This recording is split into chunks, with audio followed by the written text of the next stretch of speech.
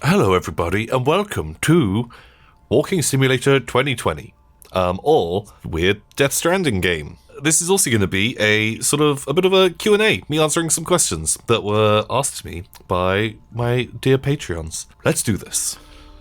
Use your time for something good. Wow, I just didn't read that at all. So here we are. I'm not sure if you guys played Death Stranding. This is us, Norman Reedus. We have to take a mission. So I saw this game and I was like, I kind of want to play that. It kind of looks kind of goofy. And, there's loot. Let's just get that straight away. So, Death Stranding, you just collect boxes and drop them off places. Oh, but okay, this can't be Death Stranding because there's people here. Oh. Okay, we got some likes. What are we doing? Go to the hangar and get the fuel shipment. Okay, we got it. Buy an energy drink. What does that even do for me? There's a friend. What's he got? Does he have a double-ended lightsaber? Are you... friend? Oh, he's not friend. Okay, fine, right. We're going. So before anyone asks, I actually played and I finished Death Stranding. Had lots of controversial reviews. Some people loved it, some people hated it. Gotta say, it really clicked with me. I really enjoyed it. Maybe enjoyed is the wrong word, but I really played it. So, the first question from our dear beloved Patreons is from Liz. Liz says, what is your favourite horror film of all time? That's a tough one. I'm not sure if I've got like one specific favourite, but there's definitely a couple. I think The Descent is one of my favourite horror movies. I love The Descent. I think it's really, really good. And it's genuinely like a film that does actually kind of creep me out a little bit. I have never had any problems with claustrophobia or things like that, but the idea of like potholing or going caving absolutely terrifies me. Like, I just do not want to do that. Like being stuck under the earth. Ugh, God. Then you combine that with weird cannibal ghouls. Big fan of cannibal ghouls, so that I think is great. That or I really, really like The Conjuring. Of more modern horror movies. Conjuring was great. Just I like how they don't fall into like lots of the classic horror movie tropes, and they show the spookums, and like they all have characters who are like, oh, we don't believe that this is what's happening, and then they're instantly shown, and then they're like, okay, right, I believe this is happening. That's always one of the worst parts of horror movies. Maybe actually that was in The Conjuring 2. They call the police, and the police are like, okay, there's not ghosts here, just calm down. It's going to be something normal, and then instantly ghosts start like moving stuff around the room, and the police are like, we're out of here, like we ain't got time for this. But yeah, Conjuring and The Descent, both movies, big fan of. I don't know, there's probably like a few other honourable mentions. The Witch was great. Like I quite like The Lighthouse. Midsummer, I really, really enjoyed Midsummer. I thought Midsummer was great. Having a horror movie kind of entirely set in daylight was very refreshing. Oh my god, like this tower is just ridiculous. Okay, so next up is Kevin Shirtliff. They say, what is my go-to drink at the pub? I'd say it is Thatcher's Gold cider. Or just cider in general. Like I'm a big cider drinker. I never really got into drinking beer. Never kind of like tasted very nice to me. Whereas cider, I've always liked since I was a young boy. And so because I'm from the West Country in the UK, there's a lot of cider. There's tons and tons of choices. A lot of bars dedicated just to cider, and so was never really forced. Oh my god, what's that? Never really forced to have to like learn to drink beer, have the acquired taste. So yeah, cider's the one. I generally like kind of like medium ciders. Nothing too sweet. Nothing too dry. Like really dry ciders can often just taste like old feet. Which, not what I'm into. Your Mother's Beauty Hole donates, and they say, left or right tower? Please think carefully before you answer. Many lives depend on this. So I'm probably going to say, which was which? The right tower, that's where like the poor folk lived. So this is reference to when I was streaming on Twitch, and we had 2 mega towers, and the left tower was for the rich people, and the right tower was for the poor people, but the rich people generally caused more problems than they solved. Even though they could make more money overall, the poor people kind of kept the city afloat for longer. How do I get inside this building? Which one is the door? Oh, that one, probably. Oh my god, I just instantly had like a flash to Death Stranding where if you like, just tap your tower of things on the doorway, they all fall off. Oh shit, there's like a boy in there. Hello. Buy a snowmobile. Oh, we've got to drop off the power core. Oh, we've got enough for a snowmobile. So Teague Murphy, they donate, and they say, what movie, game, or book do I think is terrible, but I personally love? So I think that's like always kind of like a tough question, because if I love something, then deep down it can never be too terrible. Oh wait, am I supposed to pick something up here? I just kind of like got so hot for that thing. But in the spirit of the question, oh, it was that thing I was trying to pick up. Hello. Waterworld is probably the one. Objectively, just terrible film. I saw it as a kid, and it was just great. Emily Myers says, what is your favorite animal and why? I don't know, this is gonna sound insane, but I'm generally like someone who doesn't really have like a lot of like favorite things. Oh my god, wow, we can actually do jumps in this bad boy. Like, I find it hard to say like, oh, I wish I was like, boom, that one thing I'm super into, but I'm like, no, I kind of like this thing, and I kind of like this thing as well. And so saying just like one favorite thing, I find very, very hard. But the animals that I like the most, is kind of boring, but God, this thing like slippy slides around a lot. I like dogs. Dogs are cool. I always had dogs when I was growing up. And in like a goofy way, I quite like camels, like dromedary camels. Just, they look so dumb. And there's something about that tickles me. Sean Lennon asks, okay, so this is something I've been wondering, like, and it doesn't just apply to your channel, but you're a YouTube content creator, so I'm interested in hearing your take. So as a viewer, what do you think is the best way to communicate that you're not the biggest fan of a particular video on someone you like's channel? A, leave a dislike and let the creator know it wasn't your kind of thing. B, leave a like anyway to support the channel and leave a comment saying it wasn't your kind of thing. C, nothing. The only thing that really matters is views anyway, so an individual's opinions just a drop in the bucket. Okay, like, I think that's like a very fair question. And I think this would apply to my channel like quite heavily, because I do quite varied content. I think all of those are probably good ways to do things. Honestly, I think the thing I probably put the most weight behind would be view counts. Like, if people don't like videos and like don't watch them, and then the views are worse, so that is bad. Usually I'll be cutting series or stop making videos based on how many views things are getting. If I'm doing a series and it gets next to no views, I'll do less of that. If I'm doing a series that's getting a lot of views but has higher than average dislikes, there's probably a good chance I might still keep doing that thing. Oh, I've still got my energy drink that I never drank. How do I get into this place? It's like quite nice like models that they've got. Oh, here. Oh, good job. Putting comments is good. By Jetpack. Hello. I'm always like curious if people are like, I'm not really into this kind of content, or I really like this kind of content. That stuff is like always good to know. But in turn, like there'll be other things that I need to look at behind the scenes of. So like audience retention. As some videos people will click on and then turn off very quickly, and that's generally quite bad. Even if like the view count's high, if the retention is low, then that will affect me doing more of that video as well. Michael Stefnik has asked a question. He said, what is your plan for eventually becoming president of the Yogscast and wearing Lewis as a funny hat? You know, I can't reveal too much about our deadly, horrible plan, but it does involve, you know, skinning and wearing Simon. Would you like to wear me as a suit, Tom? And why does Tom not appear in Simon's Corner of Weird Oddities anymore?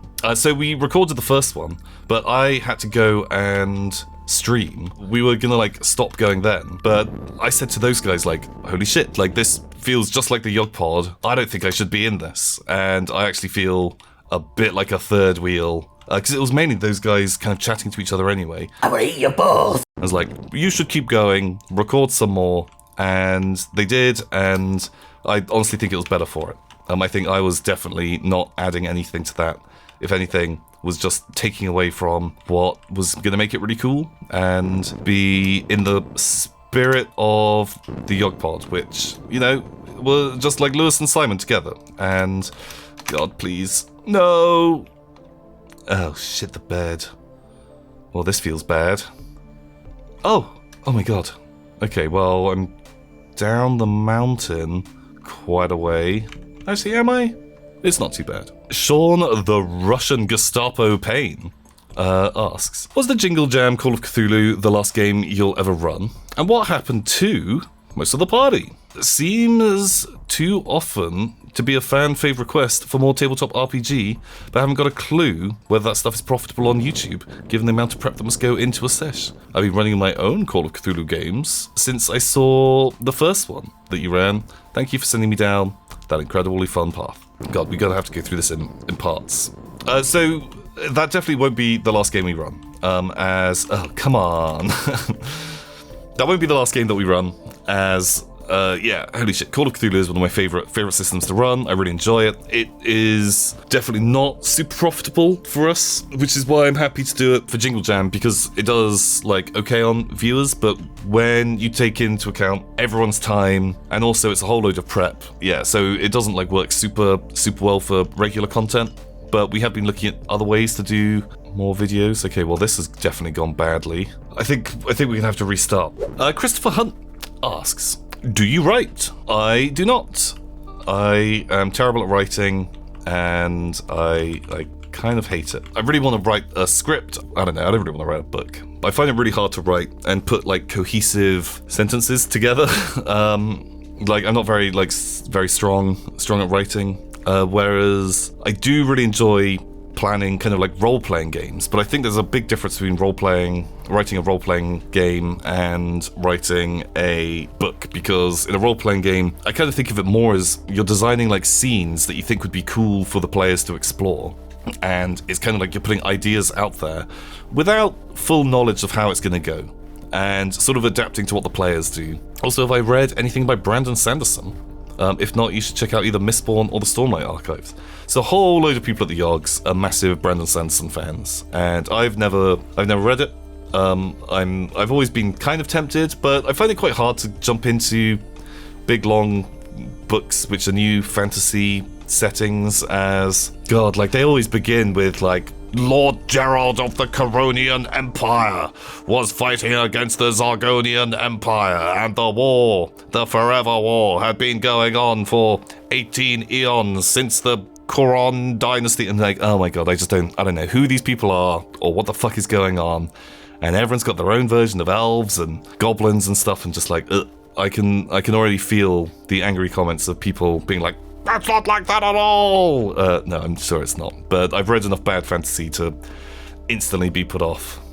Plebeian J, they ask, what's a day in the life of Tom? So I'd say an average day for me is I generally get up probably around 10, which to some people would be very late. I don't really eat breakfast too much. If I've got apples at home, I might have an apple on my walk into the office and then hang out.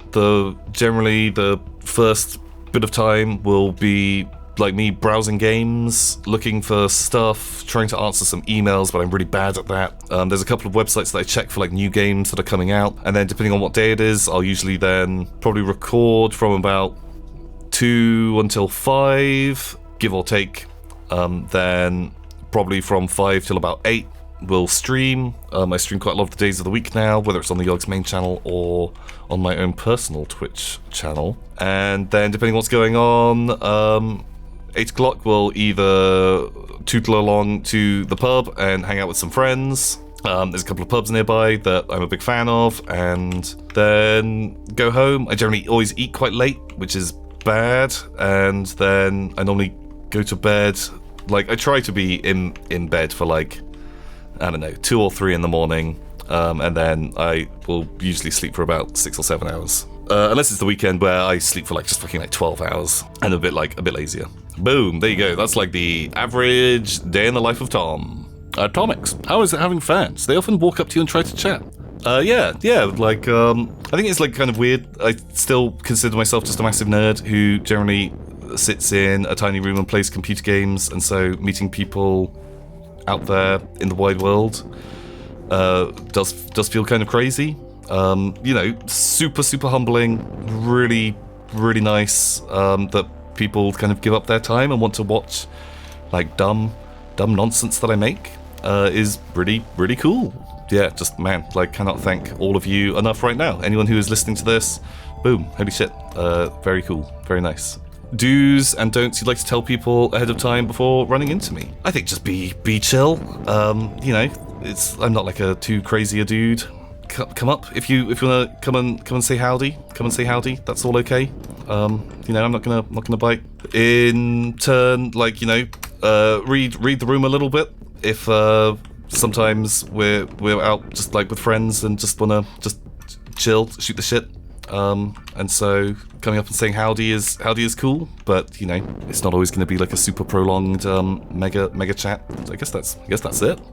Pierce Arna asks, do you think you'll be doing more miscellaneous live action shenanigans like the Witch Hunt Werewolf bit or the Flailing Tabs Morph Suit Men? Maybe. I think it purely just comes up to if the idea presents itself at the time and is easy. Come on.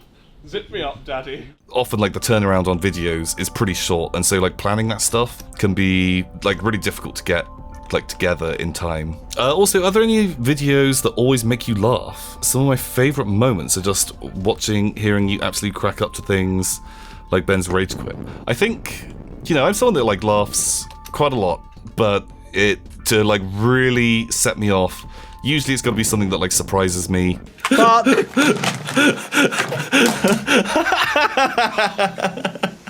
Oh, come on, don't do this to me.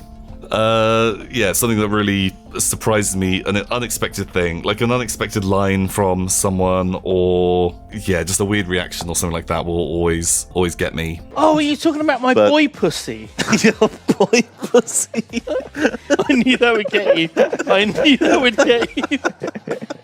Like, have a long running joke with like an old friend of mine. We'd often call each other just horrible things, just really horrible things that we could call each other. We would do that. And one time he just called me a fanny, which, grand scheme of things, not hyper offensive, but like it really just ruined me. Like, absolutely just made me burst out laughing. Way more than anything else horrible that he'd ever called me, because yeah, it just was not what I was expecting. And so it doesn't need to be smart, it could be the super lowbrow humor. Oh my god, we've like just scuffed this again. God, this fucking game. Catherine Pritchard, what's your favourite series that you've worked on, both your channel and elsewhere? I mean, what you say is the weirdest recording I've ever done. Favourite stuff that I've worked on, I really like doing the Little City stuff. That was great. Like, just tons of fun. Probably, I think, like, just that was something I really wanted to do. It combined, like, a lot of my loves of things like little models and cities. I don't know, you might have seen the video. I kind of go into, like, a little ramble on there.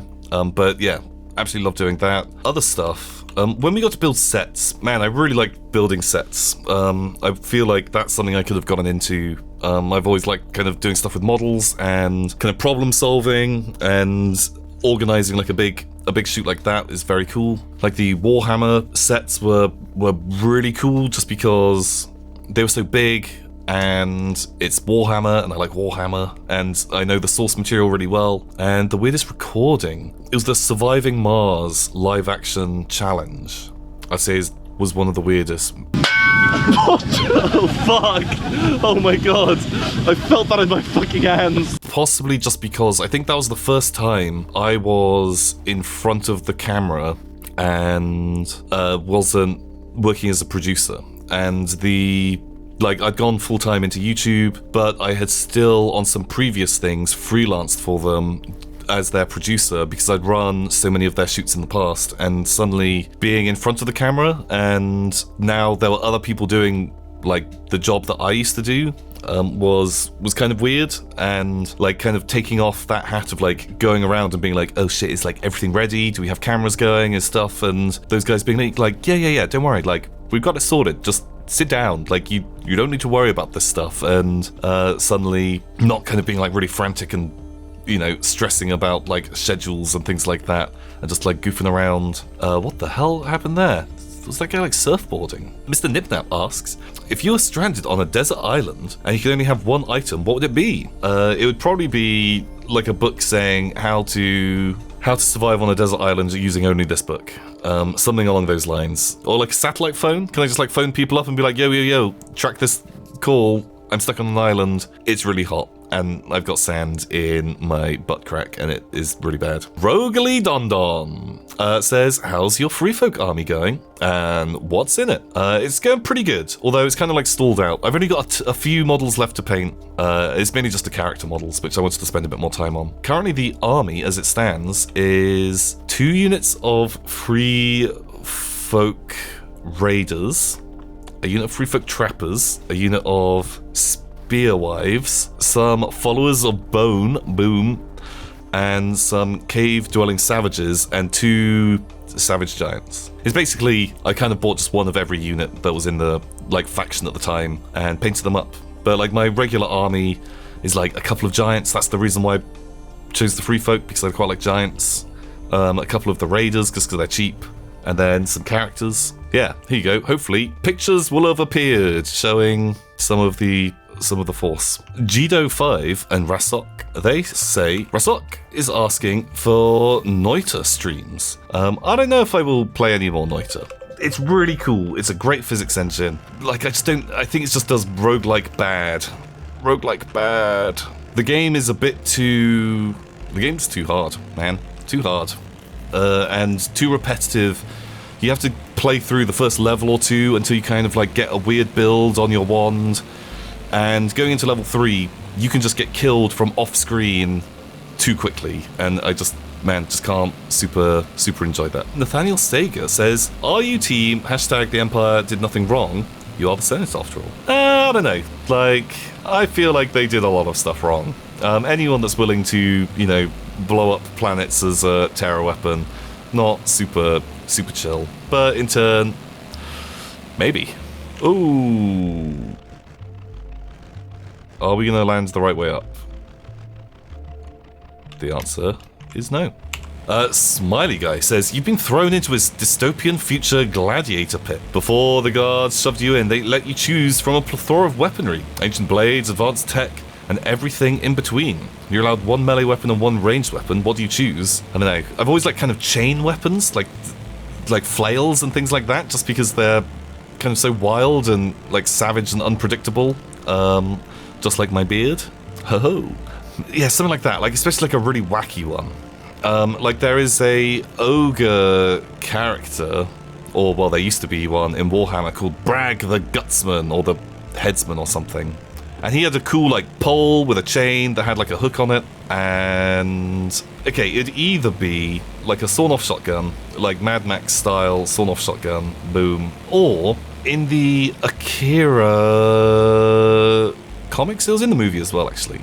They have the Soul Satellite, which is like a giant orbital laser that before they would fire, with like computers and stuff. Unfortunately, the computers are gone because it's now everything's been destroyed. But the general has like a targeting beam, which is sort of like just like a remote control where he aims it, and then about 10 seconds later, the sky laser will fire. I can't remember what it is. It's like a 30-meter radius on this giant beam. But the range on the like transmitter is about 20 meters, and so he has to like pull the trigger then run, because otherwise he'll get vaporized. And I thought that was quite like a fun idea. The old fogey says, something I've always wondered since I started watching the Yogs is, when are they going to call it quits, if ever? Do you self-streaming / making videos when you're old and decrepit like Simon? Ooh, feels bad, man. Or perhaps you've considered becoming a suave super seducer like Lewis. I can't really speak for the other guys. While it continues to be like a thing, I would probably keep doing it. Although I'm definitely like already branching out into other things, like having to try like other stuff, because YouTube is not going to be around in 10 years, or maybe it will be. It's hard to know, but I think it's the case with like a lot of internet stuff is you just don't know where it's going to be in an amount of time. And I think like, if I could get a job somewhere in the games industry, or go back to producing or something like that, then maybe that would be something that I'd look at. I don't know, to try and find other ways to do stuff. God, I cannot make it up this fucking mountain. Are we gonna have to find like another way around? John Frederick Lang asks, do you play an instrument? I used to play bass guitar when I was younger, but I gave it up because I am terrible at music. And so I think the real answer is no, I don't. Oh, fuck you. Fuck! Johann Frederick Lang says, and giving my question from last time another shot, is there a famous person that you're absolutely starstruck with? The only famous people I'm fangirling about are you and Simon. It'd be interesting to hear who's my star's star. I don't know, like, I don't really feel like I have too much of that going on. I'm sure it'd be different if I saw people in person, but I can't think of anyone that I'd be like, oh my god, it's you. I guess there'd be people I'd be like, hey, shit, like, you know, Keanu Reeves, I like Bill and Ted. But that'd be kind of weird. Yeah, I don't know. I don't really have anyone. I don't think so. DJ Drew asks, are you planning to come to the US this year? I've got no real plans to go there. Okay, everything is in slow-mo now. I don't really have any plans to go to the US. Especially, like, you know, with the unpredictability of the coronavirus right now. Yeah, I don't know. Like, if there's work stuff, then I'd probably go out there. But it's quite like a long way to go just for like a weekend event, like for TwitchCon or things like that. Other yogs and people like that have gone out there. But for a weekend of drinking, I can't be bothered to spend like 2 days flying. I'm quite like a lazy creature of habit. Jacob Vett asks, what do you do once you graduated from university animation? I'm a semester away from getting my own animation degree, and boy howdy, I don't really know what I'm going to do next. So when I finished, I had discovered I hated doing animation. I was like, I'm never doing that for a career. That I just don't enjoy it. And I instantly started doing graphic design instead, as I had a big art portfolio. I had people who did web design, and they needed artists or graphic designers, and so I just went and did that.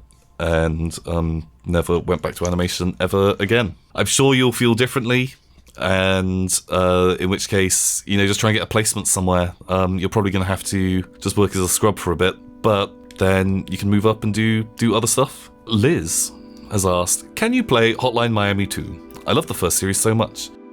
I would never say never to that, but I don't like Hotline Miami 2 nearly as much as I like the original Hotline Miami. I think it is a far worse game.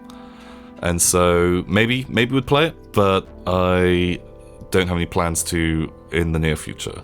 Brian Prewitt says, if you were trapped alone on a desert island and you had to bring along one movie to watch for the rest of your life, why would it be Ghostbusters 2?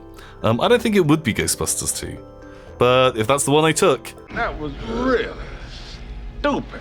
And last of all, we have Sweeps. Hello, Sweeps. They say, what are your favorite drinks and snacks? What drinks caps compose the bowl of caps? There's some caps-based ASMR for you. So these were from, like, lemon juice, lemon-flavored water. My favorite drinks and snacks, probably, I quite like savory snacks. I do like jerky. Jerky's good, or crisps, lemon squash, and cider. Those are my, like, the main things I'm super into. Sandwiches, maybe, as like a snack. They say, how do you do outro cards? Do you pick whatever character or joke bit you remember? No, so Josh generally chooses what the thing is. As he's editing it, he'll just find like a funny character. Every now and again, I will record something ahead of time and just be like, I'll use this character, but usually Josh will do that. Sometimes, if I've recorded something like a week or so in advance, it'll say like, oh, weird girl, do her voice, and I'll just be like, I've got no idea who this was. So, bam. It's a beautiful, beautiful teamwork between the two of us. Have you ever thought about voice acting for games? Man, I'd love to. I think that's something, going to the idea of, you know, doing YouTube forever, or what would happen there. If I could get into voice acting, that'd be really super cool. Although, apparently I can't read. So I'm not sure if you guys will have picked up on this, but this video's been edited down a whole bunch because I can't even read your questions, let alone read a question in a fun voice. But I'd really like to do that. Like, voice acting would be great.